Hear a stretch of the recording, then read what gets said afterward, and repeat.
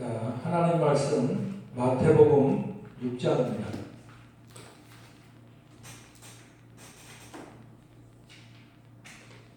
마태복음 6장 9절에서 13절 말씀.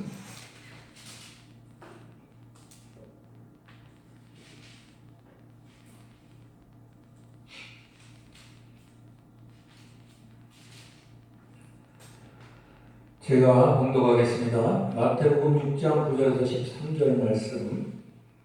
그러므로 너희는 이렇게 기도하라. 하늘에 계신 우리 아버지여, 이름이 거룩히 여김을 받으시오며 나라가 임하오시며 뜻이 하늘에서 이루어진 것 같이 땅에서도 이루어지이다.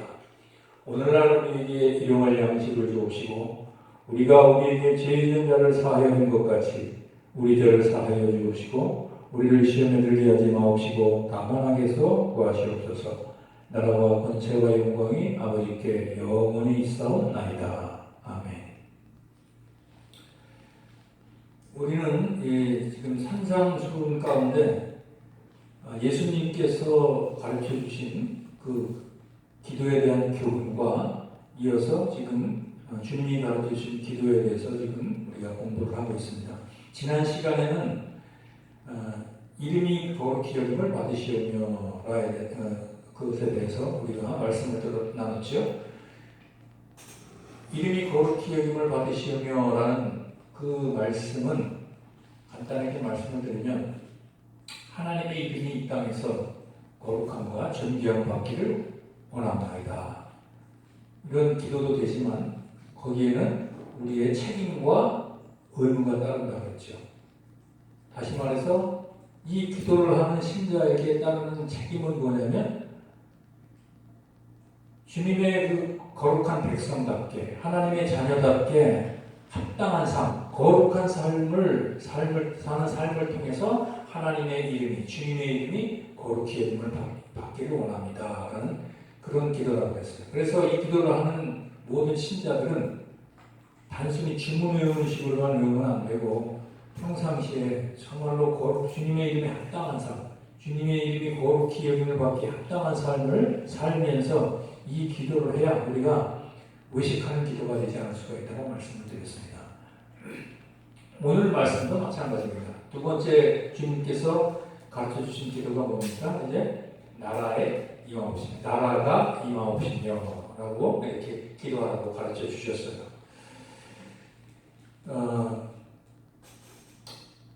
그러면 도대체 여기서 말하는 나라라고 하는 것이 도대체 무엇을 의미하는 것인가? 그것은 우리가 잘 아는 대로 분명히 하나님의 나라, 아버지의 나라죠.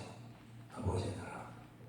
그런데 우리가 여기서 말하는 나라가 헬라어로 뭐라고 단어가 뭐냐면 바실레이아라는 단어를 쓰고 있어요. 바실레이아.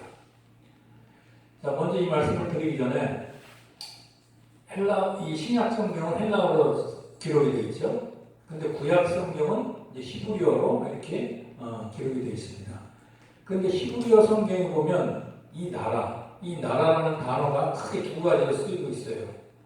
하나는 고의라는 단어를 써가지고 그게 뭐냐면 이 땅의 영역 혹은 통치, 영역, 기구, 행정, 조직 이런 것을 나라라고 표현하고 있습니다.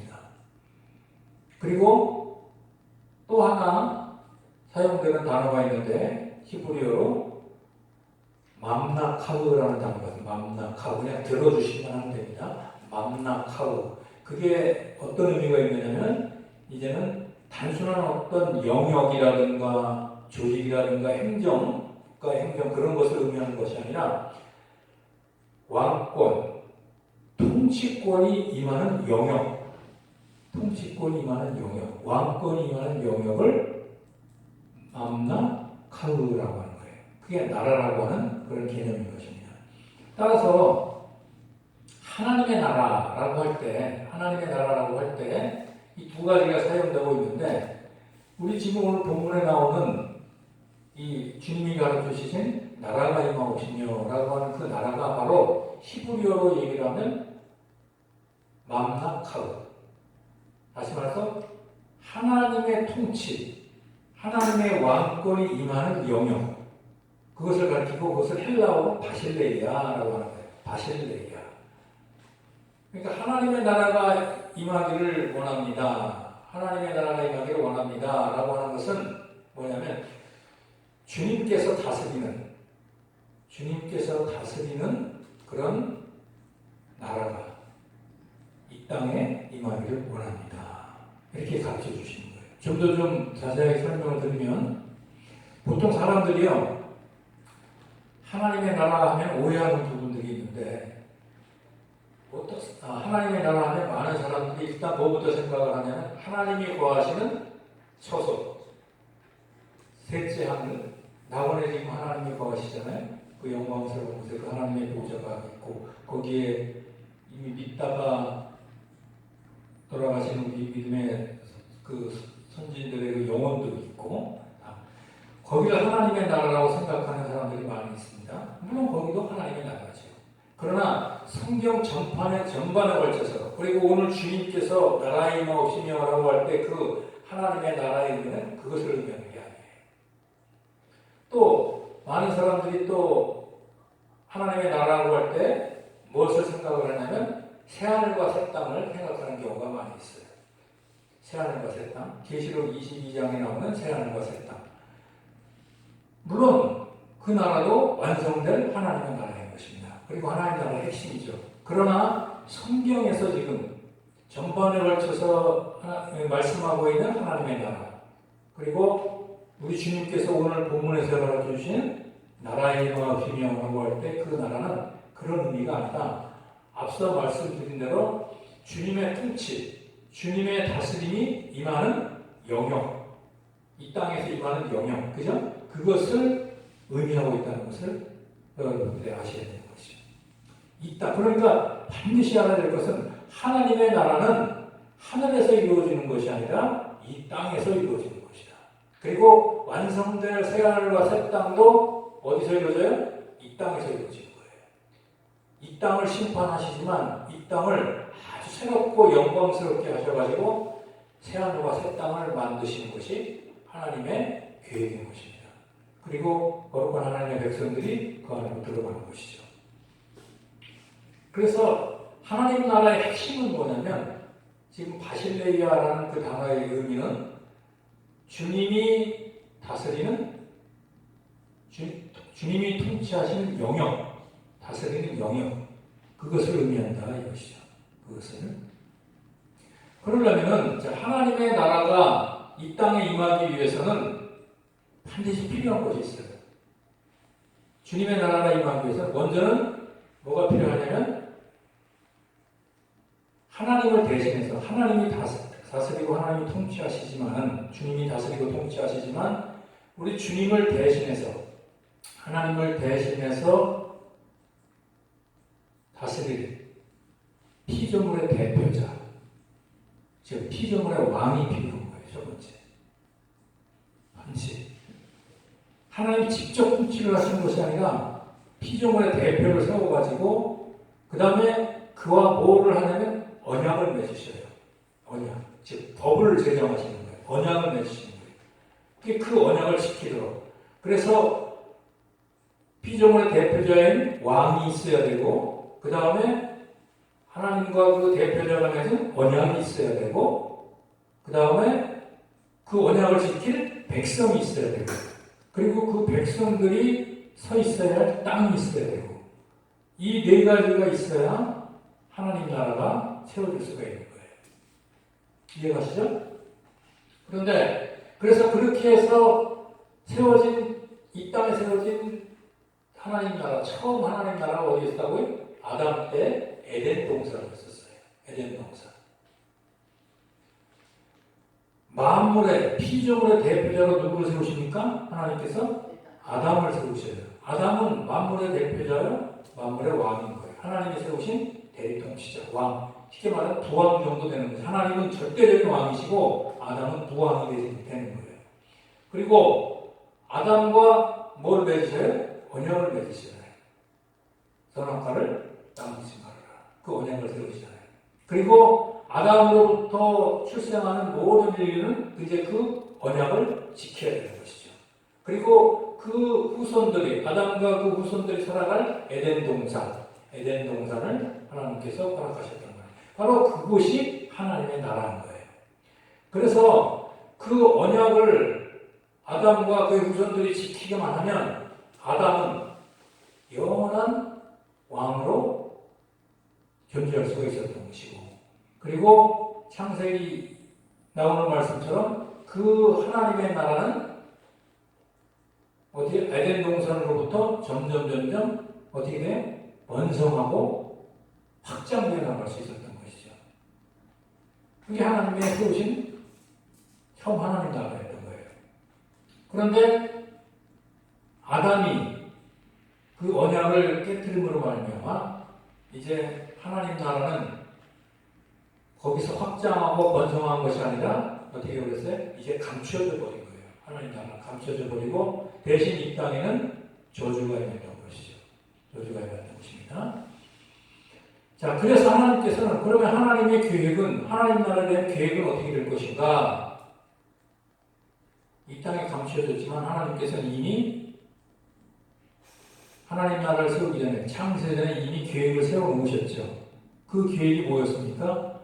바로 하나님과의 언약을 완벽하게 지킬 왕, 대표자를 세워서 그와 언약을 맺고 그 언약을 그 대표자가 완전히 지키고, 그래서 그 백성들이 지킴으로 말미암아 거룩한 하나님의 나라가 세워질 것을 이미 창세전에 계획을 해 놓으셨던 거예요. 그래서 첫 왕, 우리 인류의 대표자의 첫 왕 아담이 실패하자 하나님께서는 누구를 보내주시겠다고 해요? 여자의 후손, 즉 예수 그리스도를 보내주심으로 말미암아 그 예수 그리스도께서 하나님의 언약을 다 지키고, 그로 말미암아 세워진 백성들의 언약을 지켜서 하나님의 나라가 이 땅에 회복되게 하겠다. 감춰졌던 하나님의 나라가 다시 회복되게 하겠다라는 것이 하나님의 계획이었단 말이에요. 그러면 하나님과 예수 그리스도께서 맺으신 언약이 뭐겠습니까? 바로 창세전에 이미 그 언약을 맺으셨는데, 그 언약이 뭐냐면 바로 예수 그리스도의 십자가의 대속, 그리고 부활, 그리고 성령을 보내주시는 것, 그죠? 이것이 창세전에 예수님과 하나님 사이에 맺은 언약이었다. 성삼위 하나님이 맺으신 언약이었단 말이에요. 다시 말씀드리면 이제 첫 대표자인 아담이 왕으로 세워졌지만 언약을 지키지 않으므로 하나님 나라는 감춰져 버리고 더 이상 확장되지 못했지만, 이제 하나님의 아들 예수를 보내서 십자가에서 죽어서 인류의 죄를 대속하게 하시고, 그리고 죽은 지 사흘 만에 부활하셔서 그것을 믿는 자들에게 부활의 생명, 새로운 생명을 허락하시고, 그런 다음에 하늘에 오셔서 성령을 보내주심으로, 이제 그를 믿는 자들한테 성령을 보내주심으로 그 성령을 따라 행함으로 하나님의 뜻을 실천해 나가는, 하나님의 뜻을 행하는 그런 거룩한 백성, 하나님의 나라를 어떻게 돼요? 세우기로 결정하셨다 이거예요. 계획을 하셨다는 것입니다. 그 계획대로 예수님께서 오셨지요. 오셔서 그 언약을 지키셨습니까? 안 지키셨습니까?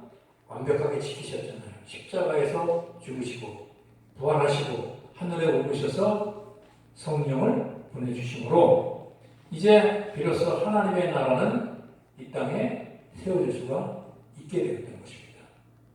이게 성경의 큰 흐름이고 큰 맥이죠. 이것이.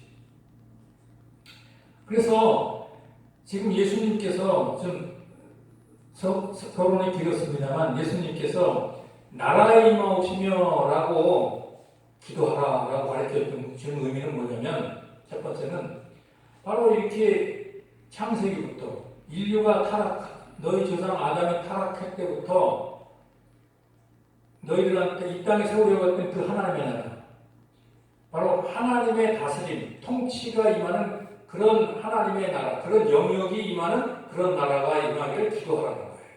나라의 임하옵시며, 나라의 임하옵시며라고 가르쳐 주신 것입니다.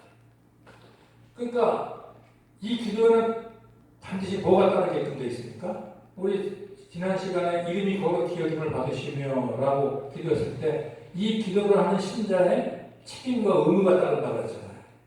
역시 나라의 임하옵시며라고 하는 사람의 의무와 책임이 따르는 거예요. 그러면 그 의무와 책임은 뭐겠습니까? 나라의 임하옵시며라고 하는 기도한 사람의 그 책임과 의무가 뭐겠어요? 그것은 한마디로 말하면 하나님 나라를 구하는 것이에요. 하나님 나라를 구하는 것. 제가 읽어드릴게요. 마태복음 6장 31절에서 34절에 보면 그러므로 염려하여 이르기를 무엇을 먹을까, 무엇을 마실까, 무엇을 입을까 하지 말라. 이는 다 이방인들이 구하는 것이라. 너희는 너희 하늘 아버지께서 이 모든 것이 너희에게 있어야 할 줄 아십니까? 이방인들이 구하는 것은 뭐예요? 구하고 찾고 누리는 것이 뭡니까? 이 세상에서 먹고 마시고 입을 것, 이 세상의 육신의 정욕, 안목의 정욕, 이생의 자랑, 이런 것들을 구하고 찾는 거예요, 이방인들. 그런데 33절에 보니까 이렇게 말씀하십니다. 그런즉 너희는 먼저 그의 나라와 그의 의를 구하라. 그리하면 이 모든 것을 너희에게 더하시리라 그랬어요. 이방인들, 믿지 않는 자들은 세상 것을 구하고 찾지만 너희는 뭐를 구하라는 거예요? 그 나라를 구하라는 거예요. 그 나라를 구하라. 너희는 이방인처럼 구해서는 안 된다. 그럼 거기서 구한다고 할 때, 그 나라를 구한다고 할 때, 그 구하다라는 단어가 헬라어로 제테오라는 단어예요. 제테오. 그 의미가 뭐냐면은 숨겨진 보물을 헤매면서 막 찾는 거. 그런 간절함. 그죠? 그런 간절함을 가지고 숨겨진 보물, 아주 소중한 것을 찾아 헤매면서 찾는 것. 그것을 추구하는, 거기에 관심을 가지고 거기에 집중하면서 그것을 추구하는 것. 그게 헬라어로 제테오라는 말인데 그게 구하다라는 뜻이에요. 구하다. 그러면 하나님 나라를 구하다, 하나님 나라를 구하다라는 것은 어떤 의미겠습니까? 바로 내가 주님의 다스림, 주님의 통치를 받기를 간절히 사모하면서, 그리고 그것을 받을 수 있도록 기도하면서 그 주님의 통치에 순종하는 것. 그게 하나님 나라를 구하는 거란 말이에요. 원래 하나님 나라라는 것은 통치, 주님의 다스리는 영역, 통치의 영역이라고 했잖아요. 그러니까 하나님 나라를 구한다는 것은 결국은 뭐겠습니까? 주님의 다스림을 내가 간절히 원하면서, 바라면서, 그것을 소망하면서, 추구하면서, 기도하면서 주님의 통치에 순종하는 것. 그게 하나님 나라를 구하는 것이라는 거예요. 제테오. 좀 더 구체적으로 말하면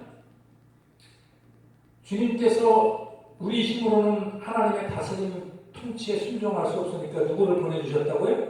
성령을 보내주셨잖아요. 그렇기 때문에 우리 안에 거하신 성령을 따라서 어떻게 합니까? 주님의 통치란 뭘 말합니까?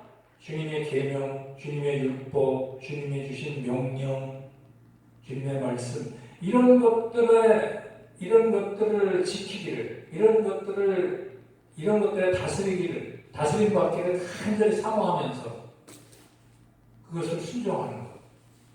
그게 하나님 나라를 구하는 삶이라 이거예요. 그 나라와 그를 구하러 할 때 도대체 그게 무슨 의미인지도 모르고 그냥 덮어놓고 할 것이 아니라, 그 나라와 그 일을 구하라는 것은 내가 주님의 통치 다스림을 받기를 소원해서 하나님의 명령, 하나님의 규례, 주님의 율법, 주님의 말씀에 철저히 순종하면서 주님의 다스림에 받기를 원하는 것. 그것이 하나님 나라를 구하는 삶이다 이거죠. 감사합니다. 그러니까 우리 수요일날도 잠깐 나눴습니다만 하나님의 말씀에 순종을 할 때, 주님의 말씀에 다스림을 받을 때 그 사람이 하나님 나라를 구하는 거예요. 그래야 그 사람이 하나님 나라를 이 땅에서 누리고 있는 것입니다. 그리고 하나님 나라에 속해 있는 것이죠. 그러면서 어떤 기도를 해야 되는 거예요? 나라에 임하옵시며 하나님 나라가 임하기를 원합니다. 이렇게 기도를 해야 맞다 이 말이죠. 예를 들면 수요일하고 전도사님하고 두 개 말씀 나눴습니다만 아내들이여 남편한테 순종하라. 그러니까 우리 기독교인들은 이 말씀을 너무 가볍게 여겨요. 그러나 그것이 누구의 명령이에요? 하나님의 명령이에요. 그러므로 아내가 아무리 똑똑하고 능력이 많다 하더라도 가정에 돌아오면 남편한테 순종하는 것이 하나님의 나라를 구하는 것이에요. 그리고 또 자녀들이여 부모한테 복종하라 라고 했잖아요. 그것이 하나님의 명령인 것을 인정하고 부모가 아무리 무지하고 못나서도 부모한테 순종하는 것이 하나님의 나라를 구하는 거란 말이에요. 그것이. 그리고 교회에서도 히브리서 13장에 나오는 말씀처럼 교회에서도 너희들의 영혼을 지키는 자, 너희들이 잘못된 길로 가지 않도록 정신 차리고 그릇된 길로 가지 않도록 경성하는 자, 즉 너희들의 영혼을 지키는 목회자들한테 순복하라. 그래서 교회에서 목회자한테 순종하는 것이, 그러니까 말씀에 순종하는 것이죠. 말씀에 순종하는 것이 그 나라와 그 의를 구하는 것이란 말이죠. 그 나라를 구하는 거예요. 이런 말씀들을 우리가 작은 말씀 하나하나를 가볍게 여기지 아니하고 이 말씀에 순종하기를 정말로 소원하면서 바라면서 그것을 순종하는 것을 하나님 나라를 이 땅에서 누리는 것이라는 거예요. 누린다. 하나님의 통치를 받는 거지 않습니까? 그 나라에 속하는 것이고 하나님의 통치의 영역에 들어가는 것이기 때문에 그 통치를 받기 위해서 하나님 말씀 하나하나를 순종하기를 바라고 순종하기 위해서 기도하고 그 순종하는 그런 삶이 바로 뭐라고요? 그 나라를, 하나님 나라를 구하는 삶이라는 거예요. 바로 나라에 임하옵시며라고 기도하는 자들은 그런 책임이 주어진다는 것입니다. 그런데 이 명령에 순종하지 않는다면 어떻게 되겠습니까? 우리는 하나님의 나라를 구하는 것도 아니고 그렇게 되면 우리 안에는 하나님 나라가 임할 수 없게 되고 그렇게 되면 우리 안에 하나님 나라로부터 오는 은혜와 평강, 기쁨 이런 것들을 맛볼 수가 없게 되는 것이죠. 로마서 14장 17절에 하나님의 나라는 먹는 것과 마시는 것이 아니요 오직 성령 안에서 의와 평강과 희락이라. 정말 우리가 주님의 다스림을 받고 하나님 나라의 그 의를 구하면서 살아간다면 형편이 어찌됐든 환경이 어찌됐든 처지가 어찌됐든 물론 그런 것들로도 또는 어려움들이 있겠지만 그런 것들이 우리를 영향을 줄 수 없는 하나님으로부터 오는 그 의와 평강과 희락이 신자의 마음속에 넘치게끔 되어 있는 것입니다. 그것은 언제 가능하느냐? 그 나라와 그 의를 구할 때, 하나님의 다스림을 받을 때, 그때 그것이 가능하다는 거예요. 그래서 결국은 하나님의 나라를 구한다라고 하는 것은 성령을 따라서 행하는 것을 의미하는 거예요. 성령은 주님의 다스림을 받게끔 인도를 하시잖아요.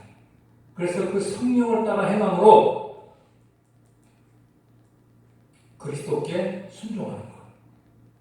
그것이 그 나라와 그 의를 구하는 것이라는 말이죠. 그래서 사도 바울은 수차례 걸쳐서 성령을 따라 행하라. 성령을 따라 행하라. 이렇게 강조를 하고 교훈을 하고 있습니다. 왜? 그것이 하나님 나라를 구하는 삶이기 때문에 그렇죠. 하나님 나라를 구하는 삶. 그렇게 살면은 우리는 모든 것을 넉넉히 이기도록 해놓으신 거예요. 죄와 세상과 마귀를 넉넉히 이길 수가 있는 거예요. 정말 우리가 성령을 따라 행하면, 주님의 통치를 받기만 하면 우리는 날마다 죄와 세상과 마귀를 넉넉히 이길 수 있는 거예요. 그러므로 우리는 하루하루 살아가면서 죄를 계속 반복하면서 지면서 핑계대면 안 됩니다. 죄를 짓고 핑계를 대기 이전에 내가 정말로 하나님 나라를 구하는 삶을 살았는가? 하나님의 통치를 제일 우선순위에 두고 살았는가? 이거를 먼저 생각을 해야 되는 것이죠. 그것이 안 됐을 때는 속히 회개하고 다시 하나님의 통치를 받기를 간구하면서 그 나라와 그 의를 구하는 그런 삶을 살아가야 되는 것입니다. 그래서 하나님의 나라를 구한다는 것, 한마디로 말씀을 드리면 성령을 따라서 우리가 주님 말씀을 순종하고 하나님께 순종함으로 하나님의 통치를 받는 삶, 그것이 그 나라와 그 의를 구하는 삶이요. 그런 삶을 살았을 때 우리 안에 기쁨과 평강이 넘치게 되는 것이고, 그렇기 때문에 세상의 모든 것들을 다 이겨낼 수가 있다는 것, 이것을 우리가 분명히 명심을 해야 될 것 같습니다. 그리고 또 한 가지 말씀을 드린다면, 그 나라를 구한다는 것은 뭐냐면, 이 땅에 하나님 나라가 임하기를 구하는 것이기 때문에, 지난 시간에도 말씀드렸습니다만 복음을 전하는 거예요. 복음을 전하면서 죽었던 영혼이 살아날 수 있도록 성령의 역사가 있기를 간구하는 것입니다. 그것이 그 나라와 그의 의를 구하는 거예요. 죽었던 영혼이 살아나야 하나님 나라가 임하고 하나님 나라가 확장될 거 아닙니까? 그러니까 간단하게 말씀드리면, 정리하면 두 가지예요. 그 나라와 그 의를 구한다는 것은 먼저 내가, 구원받은 내가 먼저 성령을 따라서 하나님의 말씀에 순종함으로 주님의 다스림, 주님의 통치를 받는 영역이 되는 것. 그것이 하나님 나라를 구하는 것이고, 또 하나는 복음을 전하면서 죽었던 영혼들이 살아나기를 성령의 역사를 간구하는 것. 이것이 그 나라와 그 의를 구하는 것입니다. 이런 삶을 살면서 나라에 임하오시며 라고 기도해야 우리가 주기도문을 제대로 하는 것이라, 이렇게 말씀을 드리는 것입니다. 그래서 말씀을 맺는데요, 한 주간 동안 우리가 살면서 내가 정말로 하나님 나라를 구하고 살아가고 있는가? 오늘 하루 하나님의 나라를 우선순위에 두고 살아가고 있는가? 성령을 따라 행하고 있는가? 주님의 통치 안에 들어가 있는가? 이걸 정말 확인할 수 있기를 바랍니다. 그리고 우리도 부족하지만 정말 복음을 전하면서 성령의 역사가 있기를 간구하는가? 구하고 있는가? 이런 삶을 사시면서 점검하면서 또 한 주간을 살아내시는 저와 여러분 될 수 있기를 주님의 이름으로 축복합니다.